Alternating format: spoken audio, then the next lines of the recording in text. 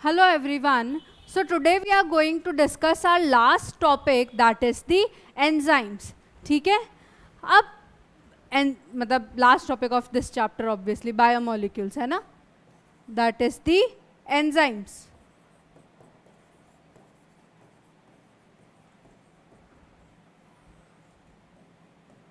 अब एंजाइम्स जो है वो क्या होता है, जैसे कि हमने बोला कि प्रोटीनेशियस स्ट्रक्चर होता है. ठीक है, अपन ने जब प्रोटीन का फंक्शन पढ़ा था तो अपन को पता चल गया था कि एंजाइम्स क्या होते हैं, प्रोटीनेशियस स्ट्रक्चर होते हैं. एंजाइम भी बहुत तरह के होते हैं, उनके फंक्शंस बहुत तरह के होते हैं जो कि हम आगे देखेंगे. ठीक है, लेकिन जनरली एंजाइम्स क्या होते हैं, प्रोटीनेशियस स्ट्रक्चर. ठीक है, कुछ न्यूक्लिक एसिड्स भी होते हैं जो क्या करते हैं, कुछ न्यूक्लिक एसिड भी क्या करते हैं, जो होते हैं वो क्या करते हैं, try to act like enzymes. ठीक है, उसको अपन क्या बोलते हैं, राइबोजाइम. ठीक है, उन एंजाइम्स को हम क्या बोलते हैं, राइबोजाइम. अब जैसे कि हमने कहा कि जो एंजाइम्स है वो क्या है, प्रोटीनेशियस स्ट्रक्चर है. तो जैसे प्रोटीन्स एक दूसरे के ऊपर फोल्ड करते हैं, सिमिलरली क्या होता है, जो एंजाइम्स होते हैं उनके भी स्ट्रक्चर होते हैं. मतलब हमने प्रोटीन के स्ट्रक्चर डिस्कस किए थे ना लास्ट क्लास में, primary structure, secondary structure, tertiary structure. Proteins के भी क्या होते हैं, ये सारे स्ट्रक्चर्स होते हैं. ठीक है, लेकिन जब एंजाइम के भी क्या होते हैं, ये सारे स्ट्रक्चर्स होते हैं. ठीक है, लेकिन जब ये एंजाइम का स्ट्रक्चर, जब ये प्रोटीनेशियस एंजाइम का स्ट्रक्चर जो है जब एक दूसरे के ऊपर फोल्ड करता है, ठीक है, तो ये क्या करता है, कुछ पॉकेट टाइप स्ट्रक्चर बना लेता है. ठीक है, कुछ पॉकेट या कुछ क्रिविसेस टाइप क्या हो जाता है, इसमें स्ट्रक्चर बन जाते हैं. इतने सारे फोल्ड हुए हैं, ठीक है, वहाँ पे क्या हो जाता है, कुछ कोने से या कुछ पॉकेट जैसे स्ट्रक्चर बन जाते हैं. ठीक है, तो उन पॉकेट स्ट्रक्चर्स को एंजाइम में अपन क्या बोलते हैं, एक्टिव साइट्स. यही वो साइट्स होती है एंजाइम्स की जहाँ पे क्या करता है, कोई भी सब्सटेंस बाइंड होता है, आके अटैच होता है और उसका फॉर्म चेंज होता है. ठीक है, और ये जो प्रोडक्ट आके यहाँ पे लगता है, ठीक है, एंजाइम के एक्टिव साइट्स पे, एंजाइम उसमें ऐसे चेंजेस लाता है कि उसका स्ट्रक्चर बदल जाता है. ठीक है, और वो क्या बनता है, बाहर एक नया प्रोडक्ट बन के निकलता है. ठीक है, अभी ये भी हम सब एक रिएक्शन में डिस्कस करेंगे. ओके, और जो एंजाइम्स होते हैं, ठीक है, एंजाइम्स वर्क्स एज कैटलिस्ट. ठीक है, ये क्या करते हैं, एनहांस करते हैं रेट ऑफ रिएक्शन को. ठीक है, तो ये जो रेट, पहली बात तो रेट ऑफ रिएक्शन होती क्या है, रेट ऑफ रिएक्शन ये होती है कि जितना स्पीड से रिएक्शन चल रही है या जितना प्रोडक्ट जो फाइनल जो हमको आउटपुट मिल रहा है, ठीक है, वो अपन को पर यूनिट टाइम में कितना मिल रहा है, तो अपन उसको क्या बोल देते हैं, रेट ऑफ रिएक्शन. ठीक है, एंजाइम्स विद कैटालिटिक पावर या proteins with catalytic power are known as the catalyst. And what do catalyst do, they hasten या they increase the rate of reaction. ठीक है, अब जो एंजाइम्स हैं, ठीक है, दो तरह के एंजाइम्स होते हैं. One is the normal catalyst जो होते हैं ये, ठीक है, और एक क्या होते हैं, इनऑर्गेनिक कैटलिस्ट्स होते हैं. ठीक है, एक एंजाइम्स है जो नॉर्मल कैटलिस्ट है, प्रोटीनेशियस स्ट्रक्चर होता है. एक क्या होते हैं, इनऑर्गेनिक कैटलिस्ट भी होते हैं. ठीक है, इन दोनों में अगर अपन बेसिक फ़र्क देखें तो ये होता है कि जो एंजाइम्स हैं, ठीक है, विच एक्ट लाइक कैटलिस्ट, तो वो क्या होते हैं कि जो हाई टेम्परेचर्स होते हैं उस पर क्या होता है, डीनेचुरेट हो जाते हैं या डिस्ट्रॉय हो जाते हैं. वो क्या कर पाते हैं, हाई टेम्परेचर पे सस्टेन नहीं कर पाते. ठीक है, whereas the inorganic catalyst can sustain at high temperature as well. ठीक है, अब ये जो मैं कहूँ कि ये जो एंजाइम्स है वो क्या कर रहे हैं, रिएक्शंस को कैटलाइज कर रहे हैं ना. लेकिन उससे पहले कि आपको पता है कि रिएक्शंस होती क्या है. ठीक है, रिएक्शंस भी क्या होती है, दो तरह के होते हैं. रिएक्शन जैसे हम जिन रिएक्शंस की बात कर रहे हैं वो एक केमिकल प्रोसेस की बात कर रहे हैं. ठीक है, लेकिन जो रिएक्शंस हैं या जो चेंजेस है वो फिजिकल प्रोसेस भी हो सकता है. फिजिकल तो मतलब किसी का अगर शेप में चेंज आया, सिर्फ शेप में चेंज आया, तो वो क्या हुआ, एक फिजिकल, बाहर से जो फिजिकली दिख रहा है उसमें क्या हुआ, अगर चेंज हुआ तो वो क्या हो जाएगा, एक फिजिकल प्रोसेस हो जाएगा, ठीक है। लेकिन फिजिकल प्रोसेस भी दो तरह के होते हैं, एक तो सिर्फ शेप चेंज हुआ, लेकिन अगर आइस वाटर में बदला या वाटर आइस में बदला तो ये भी तो एक तरह का फिजिकल स्टेट है, क्योंकि उसमें क्या हो रहा है, जो आइस है वो मेल्ट हो रहा है, शेप तो उसका चेंज हुआ ही हुआ, लेकिन उसका स्टेट ऑफ मैटर भी तो चेंज हुआ, तो ये भी तो एक फिजिकल स्टेट है। लेकिन जो रिएक्शंस में क्या होते हैं, अंदर के बॉन्ड्स जो होते हैं, जो केमिकल सब्सटेंसेस के बॉन्ड है, वो ब्रेकअप हो या मेकअप हो तो उनको अपन क्या बोल देते हैं, केमिकल रिएक्शंस, ठीक है। द रिएक्शंस और the processes in which the bonds are made up और ब्रेकअप, ठीक है, those are known as the chemical reactions, ठीक है। अब ये जो केमिकल रिएक्शंस होती है, सपोज अपन एंजाइमेटिक रिएक्शंस की बात करें जिसमें एंजाइम इन्वॉल्व है, ठीक है, तो कोई भी रिएक्शन अपन हमेशा ऐसे डिनोट करते हैं कि पहले क्या था और बाद में क्या बना, ठीक है। तो जो सब्सटेंस इनिशियली आके एंजाइम के साथ बाइंड होता है उसको अपन क्या बोलते हैं, सबस्ट्रेट, ठीक है। जो सब्सटेंस इनिशियली आके एंजाइम के साथ बाइंड होता है, ठीक है, in order to complete the reaction या in order to start the reaction या जो भी, ठीक है, रिएक्शन में जो सब्सटेंस इन्वॉल्व होता है, ठीक है, एंजाइम के साथ में, और जो इसके एक्टिव साइट पे जाके क्या होता है, अटैच होता है, उसको अपन क्या बोल देते हैं, सबस्ट्रेट बोल देते हैं, ठीक है। रिएक्शंस का जो रॉ मटेरियल है मैं ये कह दूं तो वो क्या है, सबस्ट्रेट। इसी से बुना के या बना के क्या बनेगा, एक आउटकम बनेगा, ये एक रिजल्ट बनेगा जिसको अपन क्या कहते हैं, प्रोडक्ट, ठीक है।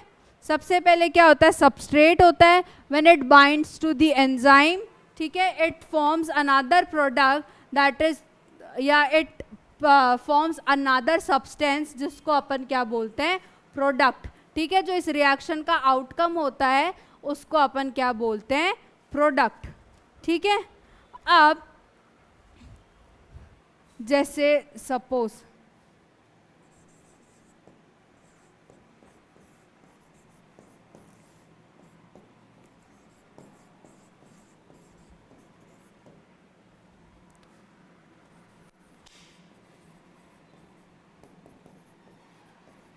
एक नॉर्मल रिएक्शन क्या होती है, केमिकल रिएक्शन क्या होती है, आपको ऐसी दिखेगी, ठीक है। तो इसको अपन क्या कह सकते हैं, केमिकल रिएक्शंस। इसमें इफ यू हैव नोटिस के जो ये बॉन्ड है, ठीक है, वो टूटा और बेरियम का सल्फेट के साथ क्या करा, बॉन्ड बना। तो ऐसी रिएक्शन जिसमें बॉन्ड टूट रहा या बन रहा है, ठीक है, उसको अपन क्या बोल देते हैं, केमिकल रिएक्शंस बोल देते हैं।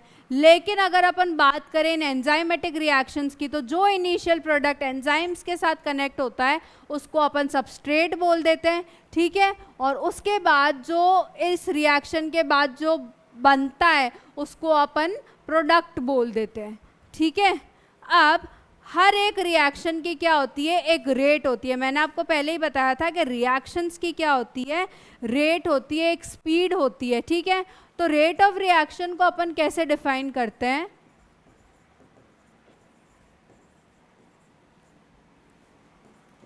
कि it is the amount of product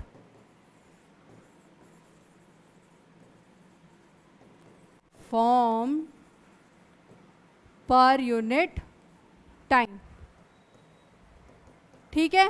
per unit time में जितना भी अमाउंट ऑफ प्रोडक्ट बन रहा है, ठीक है, उसको अपन क्या डिफाइन करते हैं, रेट ऑफ रिएक्शन। अपन इस रेट को क्या कह सकते हैं, वेलोसिटी भी कह सकते हैं, अगर उस रिएक्शन का डायरेक्शन स्पेसिफाइड हो, ठीक है। रिवर्सिबल रिएक्शन भी होती है, इरिवर्सिबल भी होती है, ठीक है। रिवर्सिबल जो होती है वो दोनों तरफ जाती है, और इरिवर्सिबल जो होती है वो क्या होती है, सिर्फ एक डायरेक्शन में चलती है। एनीवे इतना डिटेल में नहीं जाते हैं। जो अगर डायरेक्शन स्पेसिफाई होता है रिएक्शन का तो अपन उसको क्या बोल देते हैं, वेलोसिटी भी बोल देते हैं, ठीक है। और इस रेट ऑफ रिएक्शन का फॉर्मूला क्या होता है,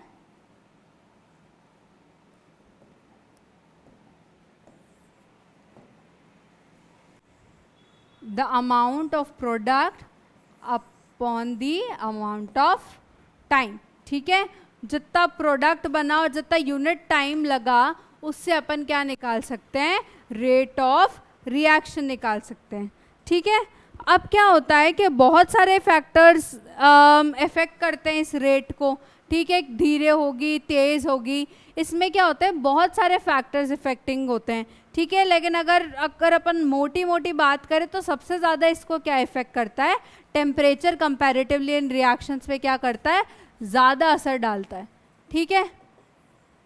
हर 10 डिग्री चेंज में, हर 10 डिग्री टेम्परेचर अगर चेंज होता है तो रिएक्शन क्या होती है, डबल हो जाती है या हाफ हो जाती है, ठीक है।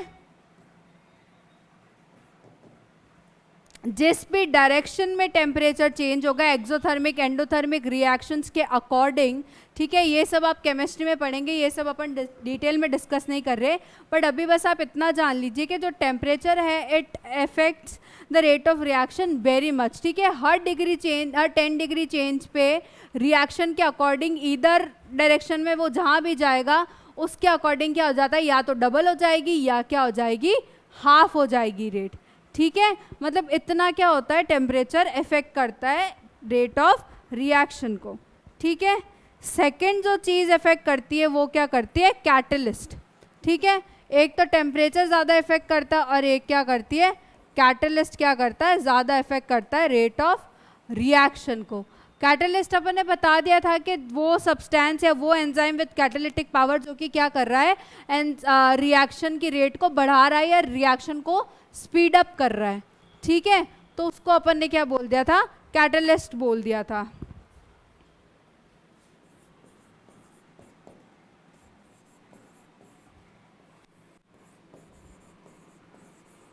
ये एक रिएक्शन है, ठीक है।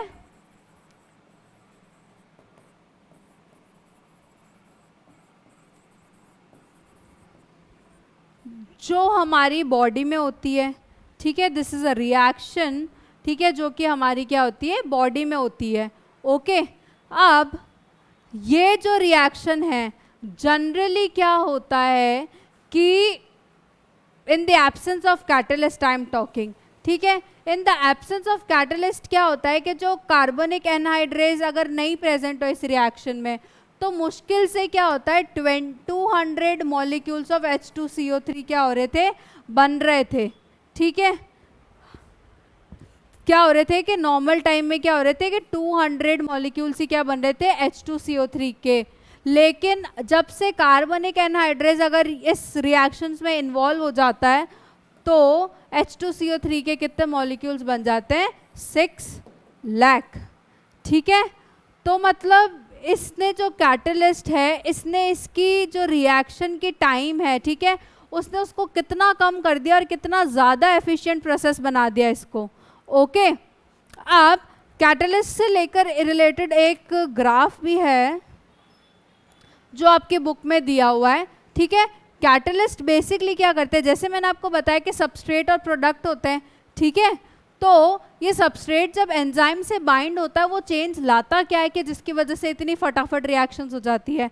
एक चीज़ होती है जिसका नाम होता है एक्टिवेशन एनर्जी, ठीक है। एक्टिवेशन एनर्जी वो एनर्जी होती है जो कि किसी भी प्रोडक्ट किसी भी सब्सटेंस को चाहिए होती है एक रिएक्शन में इन्वॉल्व होने के लिए, ठीक है। It is the energy I would say that is needed bye a substance और अ कंपाउंड या एलिमेंट जो भी होता है, ठीक है, to get involve into the reaction. उसी के बाद कोई बॉन्ड जो होता है वो बन सकता है या टूट सकता है, ठीक है। तो ये एक मिनिमम एनर्जी होती है जो कि क्या होती है, एक सब्सटेंस को चाहिए होती है ताकि वो एक जो एक रिएक्शन है उसमें क्या हो सके, इन्वॉल्व हो सके, ठीक है।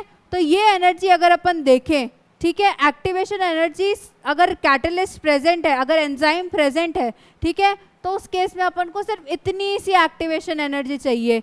लेकिन अगर वही एंजाइम हमारा प्रेजेंट नहीं है तो हमको इतनी ज़्यादा एक्टिवेशन एनर्जी चाहिए, ठीक है।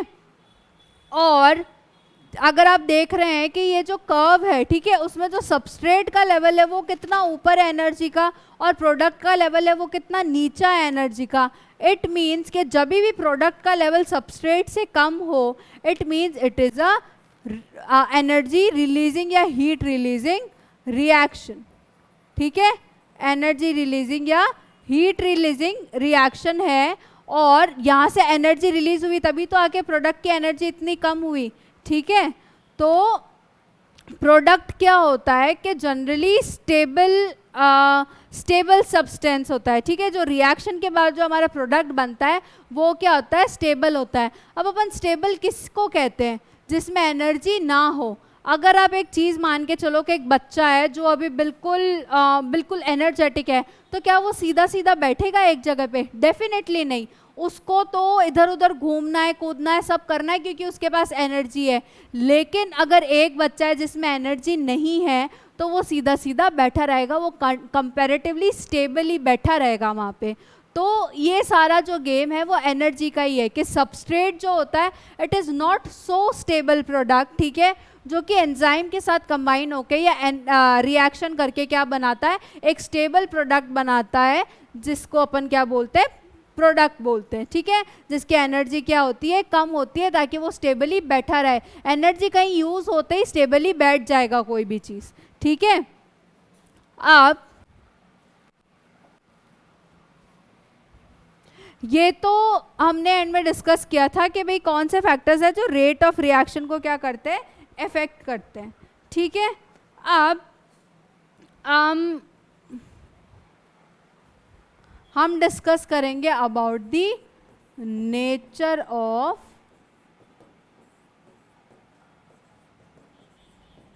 एंजाइम रिएक्शन, ठीक है, कि मतलब ये actually how do they take place, या क्या सिस्टम होता है, क्या नहीं होता है, ठीक है। अभी हमने देखा कि जो एंजाइम होता है, ठीक है, वहाँ पे एक कंपैरेटिवली अनस्टेबल प्रोडक्ट जिसको अपन सबस्ट्रेट बोल रहे हैं, वो क्या करता है, एंजाइम से आके बाइंड करता है और फिर क्या बनाता है, एक प्रोडक्ट बनाता है, ठीक है। इस रिएक्शन में क्या होता है, कुछ ट्रांजिएंट प्रोडक्ट्स भी बनते हैं। ट्रांजिएंट मतलब टेम्पररी या इंटरमीडिएट प्रोडक्ट्स, ठीक है।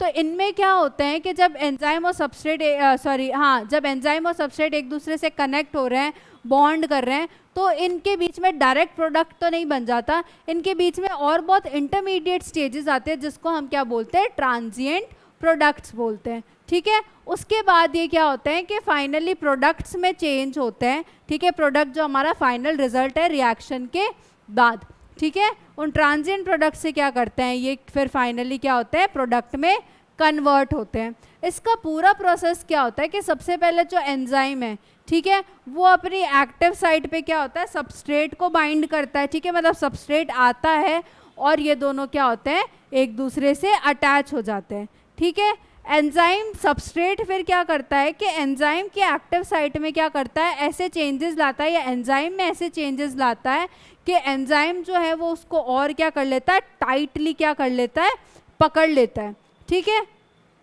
ये अपन फ्लो चार्ट बना के भी लिख सकते हैं। सबसे पहले क्या हुआ, एंजाइम के एक्टिव साइट है,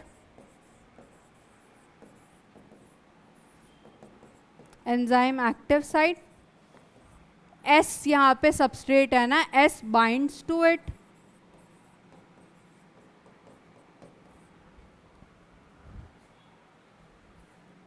S induces changes in active site, AS is active site, ठीक है। Enzyme more tightly fits the substrate, ठीक है। ये सबस्ट्रेट क्या करता है कि थोड़े चेंजेस ले आता है, जिसकी वजह से जो एंजाइम की एक्टिव साइट है वो इसको क्या करती है, और टाइटली पकड़ लेती है, ठीक है। अब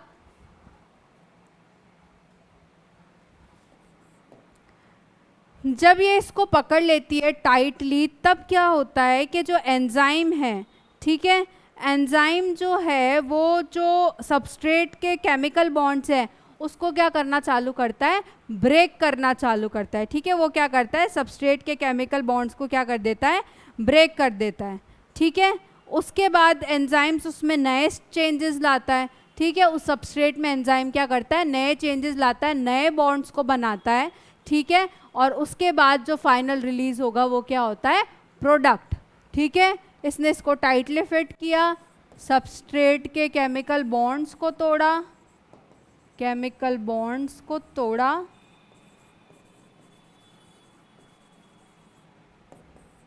नए बॉन्ड्स को बनाया,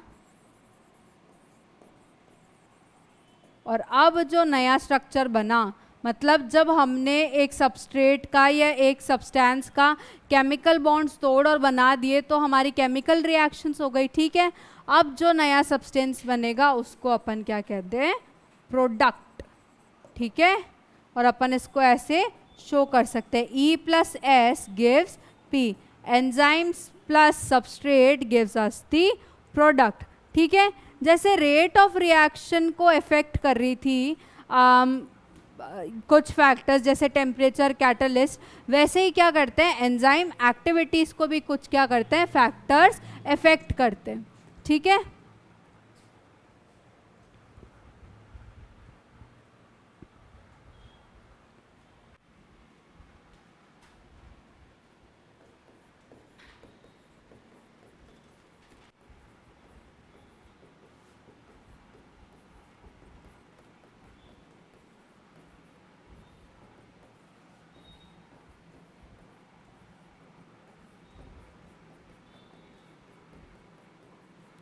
फैक्टर्स इफेक्टिंग एंजाइम एक्टिविटी, ठीक है। सबसे पहला जो फैक्टर इफेक्ट करता है that is the temperature and pH, ठीक है। सबसे पहला जो फैक्टर्स हम डिस्कस करेंगे that is the temperature and the pH, ठीक है। पीएच मतलब जो सॉल्यूशन है वो कितना एसिडिक है कि बेसिक है, दैट इज दी पीएच, ठीक है। अब जो टेम्परेचर और पीएच है, मतलब हर एंजाइम क्या करता है, एक पर्टिकुलर टेम्परेचर और पीएच पे क्या करता है, अपनी ऑप्टिमम या मैक्सिमम एक्टिविटी दिखाता है, ठीक है। हर एंजाइम क्या करता है कि अपनी मैक्सिमम एक्टिविटी दिखाता है एक पर्टिकुलर टेम्परेचर और प्रेशर पे। उस एक्टिविटी को क्या बोलते हैं हम, ऑप्टिमम एक्टिविटी, ठीक है। और जिन टेम्परेचर और पीएच पे ये अपनी मैक्सिमम या ऑप्टिमम एक्टिविटी दिखा रहा है उस टेम्परेचर को हम क्या कह देंगे, ऑप्टिमम टेम्परेचर या ऑप्टिमम पीएच, ठीक है। इसका जो ग्राफ अगर अपन बना के देखें तो वो क्या जाएगा, ऐसे जाएगा, ठीक है। यहाँ पे टेम्परेचर और पीएच है और यहाँ पे क्या है, इसकी एंजाइम की एक्टिविटी है। उस पर्टिकुलर टेम्परेचर जो इसका ऑप्टिमम टेम्परेचर है उससे कम या ज़्यादा पे इसकी एक्टिविटी क्या हो जाएगी, कम ही होगी। अगर इस ऑप्टिमम टेम्परेचर से कम हुआ तो भी क्या होगा, ये ग्राफ नीचे जा रहा है, इसकी एक्टिविटी कम हो रही है। अगर ये ऑप्टिमम टेम्परेचर से ज़्यादा हुआ इधर, ठीक है, तो भी इसकी एक्टिविटी क्या जा रही है, नीचे ही जा रही है, ठीक है। टेम्परेचर अगर ऑप्टिमम से कम होता है, ठीक है, पीएच की बात नहीं कर रही हूँ अब मैं, सिर्फ टेम्परेचर की बात कर रही हूँ। अगर टेम्परेचर ऑप्टिमम टेम्परेचर से कम है तो एंजाइम को वो क्या कर देता है, एक टेम्परेरी इनएक्टिव स्टेज में डाल देता है, ठीक है। इस एंजाइम को क्या कर देता है, अगर ऑप्टिमम टेम्परेचर से कम है तो तब कम टेम्परेचर क्या करता है कि जो एंजाइम है उसको टेम्परेरी इनएक्टिव स्टेज में क्या कर देता है, डाल देता है। और अगर टेम्परेचर ज़्यादा है बहुत तो हाई टेम्परेचर तो वैसे ही एंजाइम नहीं बर्दाश्त कर पाते, क्योंकि एंजाइम आफ्टर ऑल क्या है, प्रोटीनेशियस स्ट्रक्चर है और प्रोटीन क्या हो जाता है, डीनेचुरेट होना चालू हो जाता है और जो एंजाइम है उसकी जो एंजाइमेटिक एक्टिविटी है वो क्या हो जाती है, धरी की धरी रह जाती है, ठीक है। तो इसलिए क्या होता है, टेम्परेचर और पीएच जो है वो इस जो एंजाइम की एक्टिविटी है उसको क्या करते हैं, इफेक्ट करते हैं। जो सेकंड है वो क्या हो जाएगा, कंसंट्रेशन ऑफ द सबस्ट्रेट, ठीक है। जो सबस्ट्रेट की कंसंट्रेशन है वो क्या करती है, वो भी क्या करती है, एंजाइमेटिक एक्टिविटी को इफेक्ट करती है, ठीक है। अब ये जो सबस्ट्रेट है वो इनिशियली तो क्या करेगा कि अगर इसका कंसंट्रेशन बढ़ेगा, अगर सबस्ट्रेट का कंसंट्रेशन बढ़ा, इनिशियली आई एम टॉकिंग, ठीक है, इनिशियली तो क्या होगा, increase in substrate concentration will increase the enzyme activity, ठीक है, क्योंकि वो सबस्ट्रेट क्या करते रहेंगे, एंजाइम पे जाके बाइंड करते रहेंगे, और जितने ज़्यादा एंजाइम, जितने ज़्यादा सबस्ट्रेट, उतनी जल्दी जल्दी रिएक्शन होगी, ठीक है। लेकिन एक टाइम पे जाके क्या करते हैं कि एक टाइम पे जाके क्या हो जाता है, सबस्ट्रेट की कंसंट्रेशन अपन कितनी भी बढ़ा ले, एंजाइम एक्टिविटी या रेट ऑफ रिएक्शन जो है वो क्या होगी, नहीं बढ़ेगी। क्यों? क्योंकि अगर एंजाइम, सपोज मान लो एंजाइम तो अपने पास 10 ही थे, ठीक है, तो जब हमने सबस्ट्रेट को 1 से 10 किया, ठीक है, तब तक तो रिएक्शन बढ़ती गई क्योंकि एंजाइम भी अपने पास 10 थे। लेकिन एक टाइम के बाद क्या होगा कि एंजाइम तो 10 रह गए, लेकिन सबस्ट्रेट सपोज 20 हो गए। तो ये सबस्ट्रेट का अगर आप नंबर बढ़ा भी रहे हो तो मतलब क्या, एंजाइम तो अपने पास है ही नहीं कि वो उस पर बाइंड करके रिएक्शन करा सके, ठीक है। तो ये जो टाइम होता है जहाँ तक कि सबस्ट्रेट और एंजाइम की एक्टिविटी डायरेक्टली प्रोपोर्शनल है, मतलब concentration of substrate is directly proportional to the enzymatic activity या रेट ऑफ रिएक्शन, ठीक है। फिर क्या करती है कि ये एक स्टेज पे पहुंच जाती है, जब इसकी एक्टिविटी मैक्सिमम हो जाती है, उसको अपन क्या बोलते हैं, वी मैक्स या मैक्सिमम वेलोसिटी। जहाँ पे क्या है, या वो स्टेज अचीव होने के बाद क्या है कि एंजाइम और सबस्ट्रेट अब इक्वल हो गए, अब सैचुरेशन लेवल आ गया है। इसके बाद क्या होता है कि अब चाहे आप कितनी भी सबस्ट्रेट की कंसंट्रेशन बढ़ा लो, रेट ऑफ रिएक्शन जो है वो अब नहीं बढ़ेगी, क्योंकि हमारे पास रेट बढ़ाने के लिए एंजाइम ही नहीं है इतने, ठीक है। तो this is how the concentration of the substrate effect, ठीक है। इनिशियली क्या होगा, सबस्ट्रेट की कंसंट्रेशन इंक्रीज करने से जो वेलोसिटी है, जो रेट ऑफ रिएक्शन है, जो एंजाइमेटिक एक्टिविटी है वो बढ़ती रहेगी, ठीक है। फिर ये क्या कर लेगी, अपनी मैक्सिमम स्पीड को अटेन कर लेगी, मैक्सिमम वेलोसिटी को अटेन कर लेगी वो रिएक्शन, ठीक है। उसको अपन क्या बोलते हैं, वी मैक्स या मैक्सिमम वेलोसिटी। इस स्टेज के बाद क्या होता है कि जो सबस्ट्रेट का कंसंट्रेशन आप कितना भी बढ़ा लो, रेट ऑफ रिएक्शन या एंजाइमेटिक एक्टिविटी इंक्रीज नहीं होगी, ओके, क्योंकि अब सैचुरेशन पॉइंट आ गया, अब हमारे पास इतना एंजाइम नहीं है कि अपन सबस्ट्रेट को अटैच करा सकें, ठीक है। अब जो थर्ड चीज़ है वो क्या है जो इफेक्ट करती है, दैट इज द केमिकल्स, ठीक है। जो एंजाइम एक्टिविटी है वो क्या होती है, केमिकल से भी क्या होती है, सेंसिटिव होती है, ठीक है। अब कैसे केमिकल्स, केमिकल्स भी क्या होते हैं, बेसिकली अपन मान लेते हैं 1-2 टाइप्स पढ़ेंगे उन केमिकल्स के, ठीक है। वो सब्सटेंसेस या वो केमिकल्स जो कि एंजाइम की एक्टिव साइट पे जाके उसकी एक्टिविटी को शट ऑफ कर दे, ठीक है। मतलब ये केमिकल गया एंजाइम पे, एक्टिव साइट पे अटैच किया और एंजाइमेटिक एक्टिविटी को क्या कर दिया, ख़त्म कर दिया, ठीक है।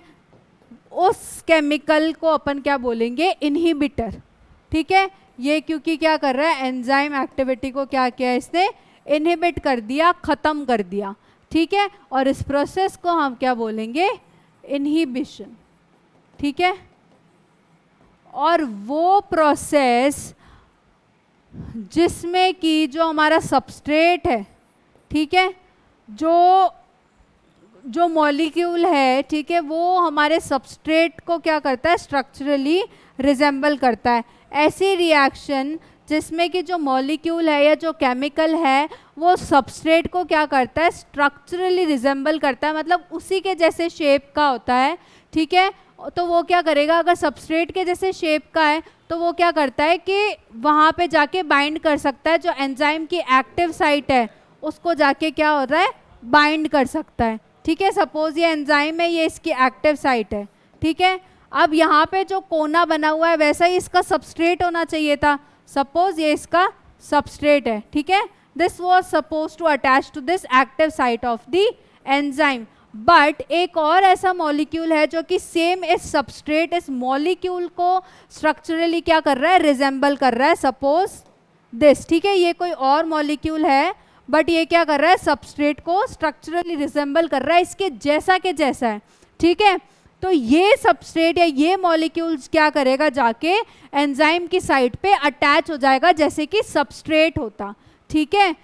इस प्रोसेस को, और जब ये मॉलिक्यूल जाके इस एंजाइम पे अटैच हो रहा है और फिर इस एंजाइम की एक्टिविटी को इनहिबिट कर रहा है, तो इसको अपन, इस सब्सटेंस को अपन क्या बोलेंगे, कॉम्पिटिटिव इनहिबिशन, ठीक है। इसको अपन क्या बोलेंगे, कॉम्पिटिटिव इनहिबिशन, क्योंकि अगेन इनहिबिशन तो ये कर रहा है, इनहिबिट कर रहा है एंजाइम की एक्टिविटी को, इसलिए इसको इनहिबिशन बोला। लेकिन कॉम्पिटिटिव इनहिबिशन अपन इसको इसलिए बोलेंगे क्योंकि ये सबस्ट्रेट के साथ compete कर रहा है, दौड़ लगा रहा है कि पहले तू के पहले मैं, ठीक है। तो इसके साथ ये क्या कर रहा है, कंपटीशन में है कि इसको इस सबस्ट्रेट से जीत के इस एंजाइम पे बाइंड कर रहा है और इसकी एंजाइम एक्टिविटी को क्या करना है, खत्म करना है या बंद करना है, ठीक है। इसलिए इस प्रोसेस को अपन क्या बोलते हैं, कॉम्पिटिटिव इनहिबिशन बोलते हैं। और ये जो सब्सटेंस है, ये जो मॉलिक्यूल है, हम इसको क्या बोलेंगे, कॉम्पिटिटिव इनहिबिटर बोलेंगे, ठीक है। तो ये क्या होते हैं, कुछ तरह के केमिकल्स होते हैं जो कि क्या होते हैं, सबस्ट्रेट के अलावा जाके इन एंजाइम के जो एक्टिव साइट्स होते हैं उस पे जाके क्या हो जाते हैं, अटैच हो जाते हैं, ठीक है। इसका एक एग्जाम्पल है सक्सिनेट डिहाइड्रोजिनेस, ठीक है, सक्सिनेट डिहाइड्रोजिनेस। अब ये सक्सिनेट डिहाइड्रोजिनेस क्या करता है कि ये तो एंजाइम है, ठीक है, ये तो भोला वाला एंजाइम है, इसको कुछ नहीं पता, लेकिन जो इसका सबस्ट्रेट है दैट इज द सक्सिनेट, ठीक है। इसका सबस्ट्रेट क्या होता है इस रिएक्शन में, सक्सिनेट। तो एक मॉलिक्यूल होता है जिसको मैलोनेट कहते हैं, ठीक है। ये मैलोनेट क्या करता है कि जो सक्सिनेट है, जो हमारा सबस्ट्रेट है, उसके जैसा ही दिखता है बिल्कुल, ठीक है। उसको स्ट्रक्चरली क्या करता है, ये रिजेंबल करता है, किसको, इस सक्सिनेट को, ठीक है। तो इससे क्या होता है कि ये मैलोनेट सक्सिनेट डिहाइड्रोजिनेस पे क्या कर जाता है, बाइंड कर जाता है और ये रिएक्शन को क्या कर देता है, इनहिबिट कर देता है, ठीक है। ये क्या हुआ, आपका एग्जाम्पल हुआ कॉम्पिटिटिव इनहिबिशन का, ओके।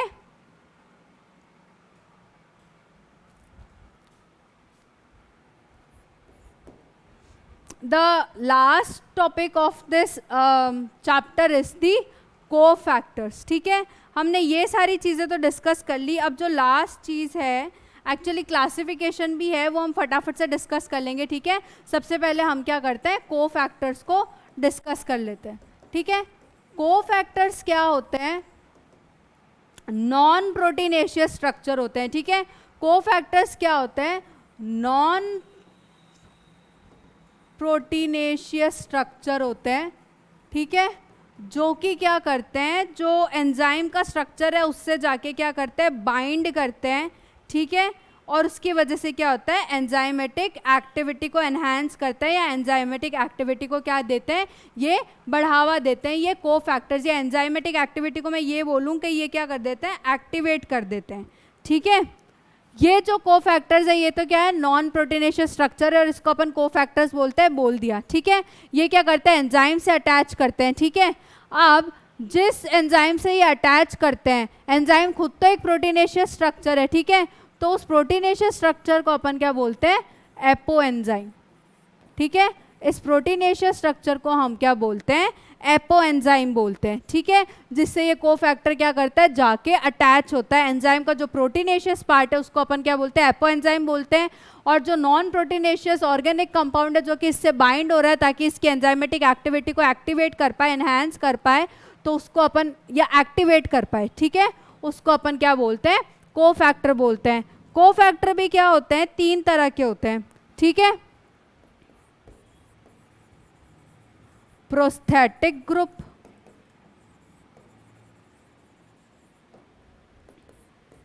कुछ में क्या होते हैं, मेटल आयंस भी हो जाते हैं, ठीक है। और एक और एंजाइम, सॉरी, एक और क्या हो जाएगा, कोएंजाइम्स, ठीक है। प्रोस्थेटिक ग्रुप्स क्या होते हैं, एक तरह के कोफैक्टर्स होते हैं जो कि क्या करते हैं, एंजाइम से बहुत ज़्यादा टाइटली बॉन्ड कर देते हैं उनकी एक्टिव साइट पे, ठीक है। इसका एग्जांपल क्या हो जाएगा, हीम हो जाएगा, ठीक है। अब हीम जो होता है वो क्या करता है कि एंजाइम की जो एक्टिव साइट होती है उस पर जाके क्या कर देता है, बाइंड कर लेता है, ठीक है। और ये परऑक्सीडेज और कैटालेज की रिएक्शन में होता है, ठीक है। परऑक्सीडेज कैटालेज जो रिएक्शन होती है उनकी, ठीक है, उसमें हीम क्या करता है, एक प्रोस्थेटिक ग्रुप की तरह क्या करता है, एक्ट करता है, ठीक है। अब जो कोएंजाइम्स हैं, ठीक है, ये क्या होते हैं, ऑर्गेनिक कंपाउंड्स होते हैं। कोएंजाइम्स क्या होते हैं, ऑर्गेनिक कंपाउंड होते हैं। और ये क्या होते हैं, जो एंजाइम साइट है, जो एक्टिव साइट है, उससे क्या करते हैं, टाइटली बॉन्ड नहीं करते। इनका जो मैं क्या कहूँ, इनका जो एसोसिएशन होता है एंजाइम से, ठीक है, वो क्या होता है कि ट्रांजिएंट होता है, मतलब टेम्परेरीली होता है, ठीक है। ये क्या करते हैं कि टेम्परेरीली क्या होते हैं, अटैच होते हैं उस एंजाइम से, ठीक है। प्रोस्थेटिक ग्रुप की तरह नहीं कि एक्टिव साइट का एक पार्ट ही बन के बैठ गए, जैसे हीम बैठता है परऑक्सीडेज और कैटालेज रिएक्शन में, ठीक है। अब मेटालिक आयंस, ठीक है, कुछ कुछ कोफैक्टर्स क्या होता है, मेटालिक आयंस भी होते हैं। ये मेटालिक आयंस क्या करते हैं, एंजाइम्स के साथ, एंजाइम की जो एक्टिव साइट होती है उसकी साइड चेन्स के साथ क्या कर देते हैं, कोऑर्डिनेशन बॉन्ड्स बना लेते हैं। और कुछ कुछ क्या होता है, सबस्ट्रेट के साथ भी क्या होता है, कोऑर्डिनेशन बॉन्ड बना लेते हैं, ठीक है। कार्बोक्सीपेप्टिडेज जो होता है, ठीक है, कार्बोक्सीपेप्टिडेज जो होता है उसके लिए जो जिंक है वो क्या होता है, एज अ कोफैक्टर क्या करता है, ऐड करता है, ठीक है। कार्बोक्सीपेप्टिडेज जो एक प्रोटियोलाइटिक एंजाइम है, ठीक है, उस केस में क्या करता है, जो जिंक है वो क्या करता है, उसके लिए एज अ कोफैक्टर क्या करता है, एक्ट करता है। तो ये बेसिकली क्या हो जाता है, कोफैक्टर्स हो जाते हैं। लास्ट टॉपिक जो है आपका, दैट इज दी